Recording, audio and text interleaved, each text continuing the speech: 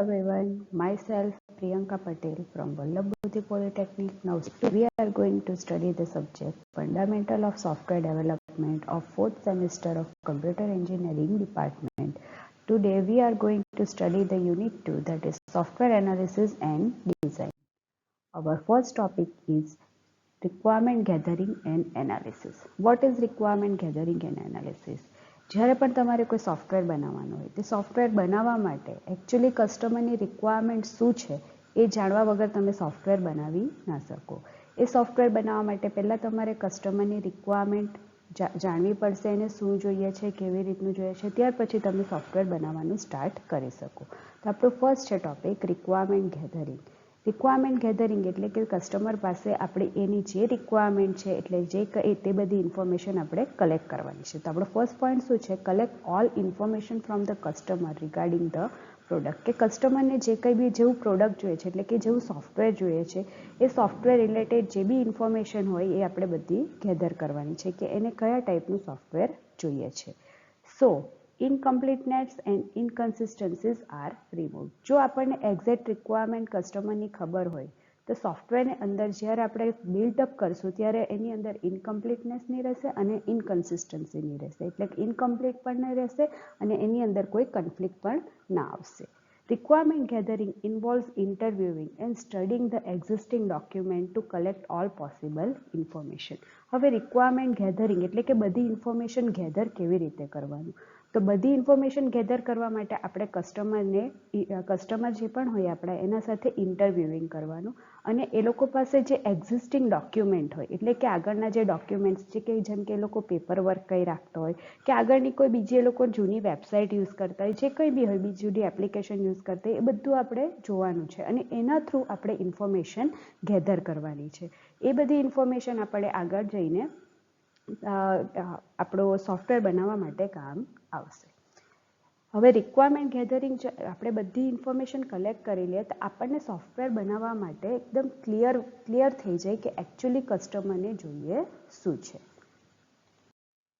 Next is requirement analysis. હવે requirement ગેધરિંગમાં આપણે શું કર્યું? બધી ઇન્ફોર્મેશન કલેક્ટ કરી. હવે જે ઇન્ફોર્મેશન આપણે કલેક્ટ કરી છે એના પર એનાલિસિસ કરવાનું છે. તો રિક્વાયરમેન્ટ એનાલિસિસ એટલે શું? Process of studying user need. કે યુઝરને જે એટલે કે કસ્ટમરને જે નીડ્સ છે એને જે જોઈએ છે સોફ્ટવેરની અંદર એના ઉપર સ્ટડી કરવાની પ્રોસેસ હશે તો તેને શું કહેવાશે? Analysis. It helps to understand, classify and organise the software requirement. એ શાના માટે હેલ્પ થશે?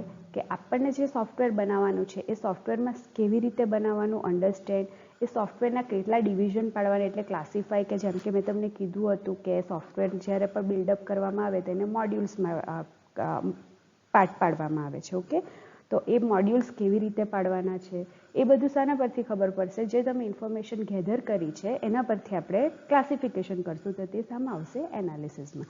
એકચ્યુઅલી ગોલ શું હોય રિક્વાયરમેન્ટ એનાલિસિસનું? કે કસ્ટમરનું ક્લિયર જેવી કંઈ એનો રિક્વાયરમેન્ટ છે એને ક્લિયરલી અન્ડરસ્ટેન્ડ કરવાનું તો તેને શું કહેવાશે? Requirement analysis. Requirement is recorded in the form of use case, process specification, extra. It means શું? કે તમે જે રિક્વાયરમેન્ટ ગેધર કરી છે એને એનાલિસિસ કરવા માટે આપણે શું બનાવવાના છે? ડાયાગ્રામ્સ બનાવવાના છે. જેમ કે મેં તમને કીધું હતું અલગ અલગ ટાઈપ્સના ડાયાગ્રામ આવશે. તમે એર ડાયાગ્રામ કર્યા છો, ઓકે, એ જ ટાઈપના યુઝ કેસ ડાયાગ્રામ આવશે, પ્રોસેસ ડાયાગ્રામ આવશે અને બીજા બધા પણ ડાયાગ્રામ આવશે. તો એકચ્યુઅલી રિક્વાયરમેન્ટ એનાલિસિસમાં શું થશે કે તમે જે રિક્વાયરમેન્ટ ગેધરિંગમાં ઇન્ફોર્મેશન ગેધર કરી છે એ ઇન્ફોર્મેશન પરથી આપણે શું બનાવવાનું છે? ડાયાગ્રામ બનાવવાનું છે. એટલે હવે જે આપણે ડાયાગ્રામ બન્યું, જે કંઈ ડોક્યુમેન્ટ બન્યું તો એનું આઉટપુટમાં શું કહેવાશે? SRS document. એકચ્યુઅલી આપણે જે આ બધા ડાયાગ્રામ્સ બનાવશું, જે ઇન્ફોર્મેશન કલેક્ટ કરશું એનું જે એક ડોક્યુમેન્ટ બનશે તો એ ડોક્યુમેન્ટને શું કહેવાશે? SRS document. એટલે ઇન શોર્ટ જોઈએ તો રિક્વાયરમેન્ટ ગેધરિંગ એન્ડ એનાલિસિસ એ બે વસ્તુ આપણે કરીએ તો એના આઉટપુટમાં આપણને શું મળે છે? SRS document. હવે SRS ડોક્યુમેન્ટ શું છે? આપણો નેક્સ્ટ ટોપિક છે SRSનો ફૂલ ફોર્મ છે સોફ્ટવેર રિક્વાયરમેન્ટ સ્પેસિફિકેશન. ઓકે, હવે જે આપણે SRSનો આઉટપુટ છે તો requirement gathering and analysis. What is SRS? SRS શું છે? એક contract between developer and the and user. And user એટલે શું? તમારા કસ્ટમર. કસ્ટમર અને ડેવલપર વચ્ચે જે કોન્ટ્રાક્ટ હશે તો તેને શું કહેવાશે?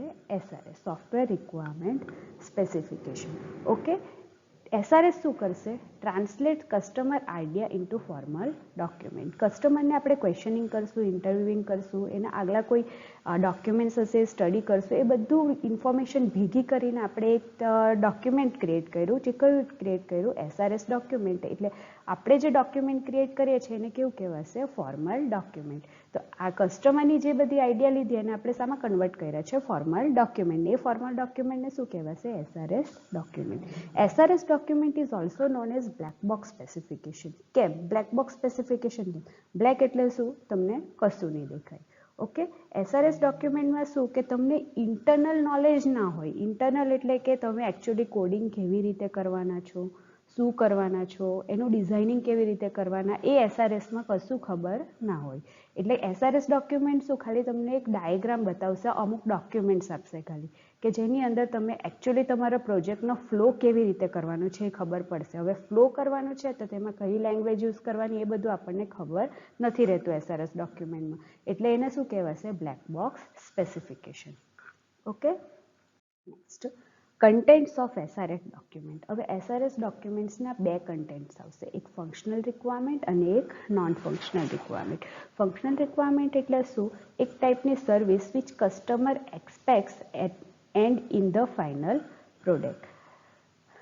ફંક્શનલ રિક્વાયરમેન્ટ એટલે કસ્ટમર, આપણને જે કસ્ટમરે જે સોફ્ટવેર બનાવવા આપ્યું છે એ શું એક્સપેક્ટેશન રાખશે તો તેને કહેવાશે ફંક્શનલ રિક્વાયરમેન્ટ. કે આપણે જ્યારે એને પ્રોડક્ટ તૈયાર એટલે સોફ્ટવેર તૈયાર કરીને આપશું ત્યારે એની જે એક્સપેક્ટેશન્સ હશે તો તેને કહેવાશે functional requirement. It describes each function that system needs along with inputs and outputs. કે તમે જે સોફ્ટવેર બનાવ્યું છે એના અંદર ઇનપુટ્સ કેવા આપશો ને એનું આપણને આઉટપુટ કેવું મળશે તો તે શામાં આવશે? ફંક્શનલ રિક્વાયરમેન્ટમાં. ઓકે, ઇનપુટ્સ એટલે કે તમે ટેક્સ્ટ બોક્સની અંદર યુઝર આઈડી અને પાસવર્ડ આપો છો તો એને બટન પર પછી લોગિન પર ક્લિક કરો તો આઉટપુટમાં આપણને શું મળશે? કોઈ પેજ આવશે તમારું, તો તે કહેવાશે તમારું આઉટપુટ. તમે કોઈ વેલ્યુ નાખશો તો તે ઇનપુટ, અને એ વેલ્યુ નાખીને તમે નેક્સ્ટ પેજ પર જાઓ કે કશું બી કંઈ બી પ્રોસેસ થશે તો તેને કહેવાશે output. Okay, next non functional requirement. Non functional requirement એટલે શું? It describe characteristics of the system that can not express functionality.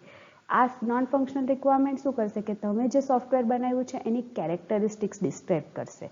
Okay, કે એ કેરેક્ટરિસ્ટિક્સ એટલે કે portability, usability, security and performance. Portability it means કે તમે એ જે સોફ્ટવેર બનાવ્યું છે એ સોફ્ટવેરને એક પીસી પરથી બીજા પીસી પર ટ્રાન્સફર કરી શકો. એને યુઝ કેવી રીતે કરવાનું છે એટલે યુઝેબિલિટી. સિક્યોરિટી એટલે કે એને અમુક માણસ જ યુઝ કરશે તો તેને કહેવાશે સિક્યોરિટી. અને પરફોર્મન્સ કે તમારું સોફ્ટવેર કેવું પરફોર્મન્સ આપે છે તો તેને કહેવાશે પરફોર્મન્સ. તો આ બધું શું થયું? તમારું નોન ફંક્શનલ રિક્વાયરમેન્ટ, જેને જે નોન ફંક્શનલ રિક્વાયરમેન્ટ કસ્ટમરને કોઈ લાગતું વળગતું નથી. કસ્ટમરને ખાલી શું જોઈએ કે એ જે ઇનપુટ આપે એનું આઉટપુટ મળવું જોઈએ. પછી એ કામ કેવી રીતે કરે, એક સિસ્ટમ પરથી બીજી સિસ્ટમ પર જશે, એના માટે સિક્યોરિટી કેવી અને યુઝ કરવાનું કેવી રીતે કરવાનું એ બધું કસ્ટમરને ખબર નથી. એટલે નોન ફંક્શનલ રિક્વાયરમેન્ટ એટલે જેમાં કસ્ટમર ઇન્વોલ્વ ના હશે તો તેને કહેવાશે non functional. And functional requirement એટલે કસ્ટમરનું જે એક્સપેક્ટેશન હોય ને એને ઇન્વોલ્વ કરે એટલે કસ્ટમર યુઝ કરશે તો તેને કહેવાશે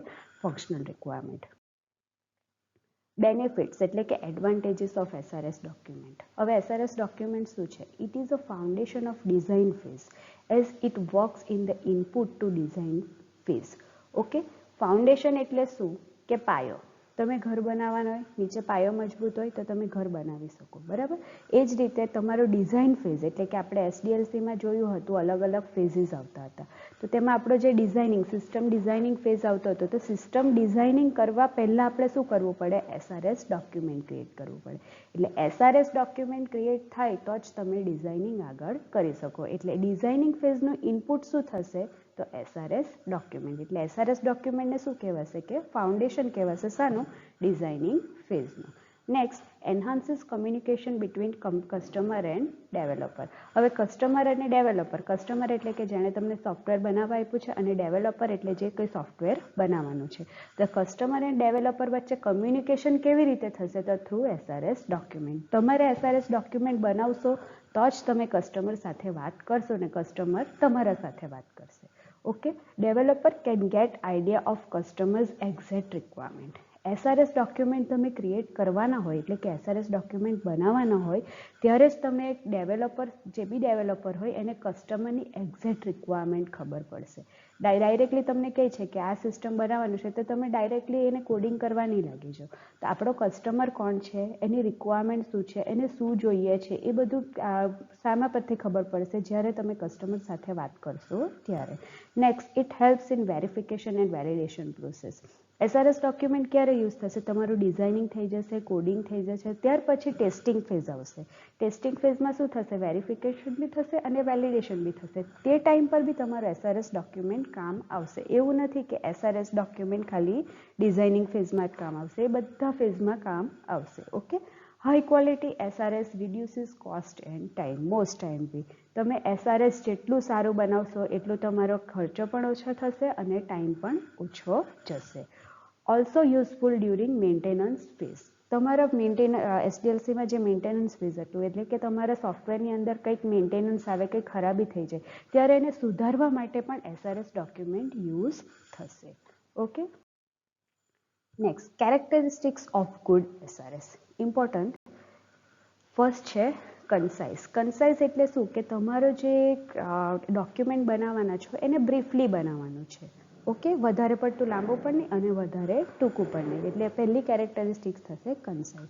નેક્સ્ટ છે કમ્પ્લીટ. કમ્પ્લીટ એટલે કે SRS ડોક્યુમેન્ટ ફૂલ કમ્પ્લીટલી બનાવવાનું જે સામેવાળાને ખબર પડે. કેમ કે જે SRS ડોક્યુમેન્ટ બનાવે એ માણસ ડિઝાઇનિંગ નથી કરવાનું, જે ડિઝાઇનિંગ કરે એ માણસ કોડિંગ નથી કરવાનું. ઓકે, એટલે SRS ડોક્યુમેન્ટ કોઈ અલગ માણસ બનાવશે, એને જોઈને ડિઝાઇનિંગ કોઈ અલગ કરશે, એને જોઈને કોડિંગ કોઈ અલગ કરશે. એટલે જો તમે SRS ડોક્યુમેન્ટ જ કમ્પ્લીટ બનાવ્યું હોય તો આગળની જે પ્રોસેસ છે એ પણ કમ્પ્લીટલી થશે. નેક્સ્ટ છે કન્સિસ્ટન્ટ. કન્સિસ્ટન્ટ એટલે શું કે તમારા યુઝરના જે રિક્વાયરમેન્ટ હોય એ કન્ફ્લિક્ટ નહીં થવા જોઈએ. ઓકે, કે કોઈક યુઝર એમ કહે છે, એક યુઝર એમ કહે છે કે મને અહીંયા ઓથેન્ટિકેશન જોઈએ છે આ પેજ પર, ને કોઈ યુઝર એમ કહે છે કે મને આ પેજ પર ઓથેન્ટિકેશન નથી જોઈતું. ઓકે, જો તમે SRS ડોક્યુમેન્ટ બનાવશો તો બધા સાથે વાત કરીને તમે બનાવવાના છો તો એનું એક પહેલાં સોલ્યુશન કાઢી લેવાનું હોય અને પછી ઓથેન્ટિકેશન રાખવાનું છે કે નથી રાખવાનું એ આપણે ત્યારે જ ડિસાઇડ કરી દેવા પડે.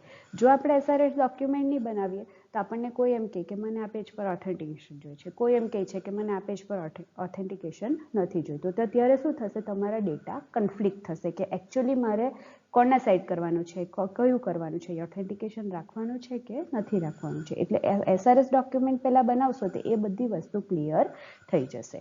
ઓકે, નેક્સ્ટ છે કન્સેપ્ચ્યુઅલ. કન્સેપ્ચ્યુઅલ એટલે કે clearly provide the concept which can be easily readed. એટલે એ રીતનું SRS ડોક્યુમેન્ટ બનાવવાનું કે જે ઇઝીલી રીડેબલ હોઈ શકે. નેક્સ્ટ છે black box view. Black box view એટલે આપણે આગળ જોઈ ગયા black box specification. It means કે તમારું જે SRS ડોક્યુમેન્ટ હોય એ ડિટેલમાં તો હોય પણ એકચ્યુઅલી એ ડોક્યુમેન્ટ તરીકે જ રહેશે, એમાં કોડિંગ ને ડિઝાઇનિંગ ફેઝનું કંઈ લાગતું વળગતું નહીં આવશે પણ એના ઉપરથી બનાવવાનું આવશે. ઓકે, એની અંદર કંઈ ડિઝાઇનિંગ કે કોડિંગ ના દેખાશે. નેક્સ્ટ છે વેરીફાયેબલ. વેરીફાયેબલ એટલે કે તમે જે SRS ડોક્યુમેન્ટ બનાવ્યું છે એ કસ્ટમરને બતાવો, એને સમજાવો, એ ઓકે વેરીફાઈ કરે તો તમે આગળ સ્ટેપ લઈ શકો. નેક્સ્ટ છે મેન્ટેનન્સ. મેન્ટેનન્સ જ્યારે પણ કરવાનું હોય ત્યારે તમે SRS ડોક્યુમેન્ટની અંદર મેન્ટેનન્સ કરી શકો. પોર્ટેબલ. પોર્ટેબલ એટલે કે એક જગ્યાથી બીજી જગ્યાએ તમે લઈ જઈ શકો. પ્લસ કે તમારે સપોઝ કોઈ બે વેબસાઇટ છે તો બંનેનું લાગતું વળગતું SRS ડોક્યુમેન્ટ ફર્સ્ટ વેબસાઇટનું તમે બનાવ્યું છે ફર્સ્ટ સોફ્ટવેર માટે, એ જ સેમ જેવું સોફ્ટવેર તમારે બીજું બી બનાવવાનું છે તો તમે ફર્સ્ટ સોફ્ટવેરનું SRS ડોક્યુમેન્ટ સેકન્ડ સોફ્ટવેરમાં યુઝ કરી શકો. નેક્સ્ટ છે અનએમ્બિગ્યુઅસ. અનએમ્બિગ્યુઅસ એટલે કે એનું કોઈ અલ્ટરનેટ સોલ્યુશન નહીં હોવું જોઈએ. ફર્સ્ટ વન કે આ કરવાનું છે તો આ જ કરવાનું છે, ત્યાર પછી કંઈ ઇફ એલ્સ કન્ડિશન ના આવવી જોઈએ. લાસ્ટ છે traceable. Requirement should be clear. Traceable એટલે શું કે આપણી જે રિક્વાયરમેન્ટ હોય એ કેવી હોવી જોઈએ? એકદમ ક્લિયર હોવી જોઈએ. કસ્ટમરની રિક્વાયરમેન્ટ જેટલી ક્લિયર હશે એટલું તમે સોફ્ટવેર ફટાફટ બનાવી શકો અને ઇઝીલી ડેવલપ કરી શકો. Thank you.